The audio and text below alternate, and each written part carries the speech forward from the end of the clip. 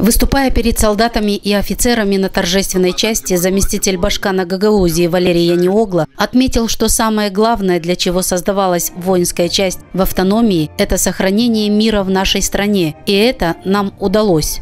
Сегодня мы все видим, что происходит в мире. Мы видим, есть очаги, где идут военные действия. Так войсковая часть создавалась для того, чтобы здесь сохранить мир.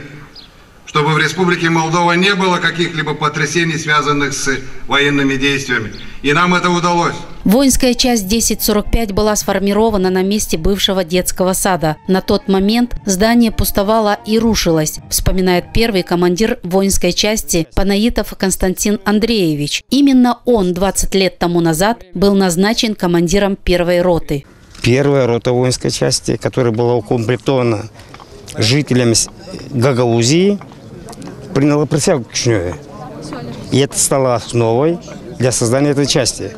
Здесь строился объект, детский садик. В то время ребята приходили крепче духом.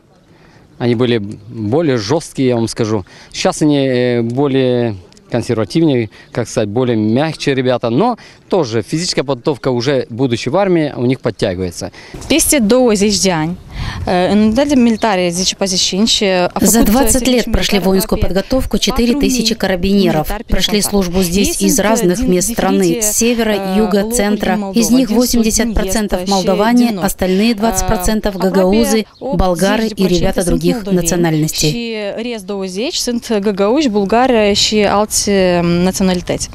После торжественной части военнослужащие провели показательные выступления.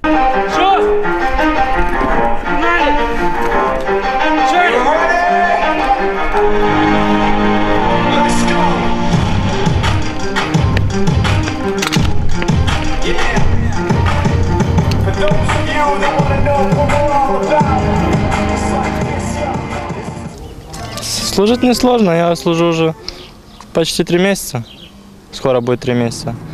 Служить несложно, даже так, первые дни тяжело, но потом привыкаешь, даже рад, что пришел. Патрулируем, учимся, тренируемся, воспитываемся. Сегодня в воинской части 1045 проходят срочную военную службу около 100 солдат. В этот праздничный день военнослужащих поблагодарили за достойную службу Родине и помощь в охране правопорядка. Многим из них вручили грамоты и памятные подарки.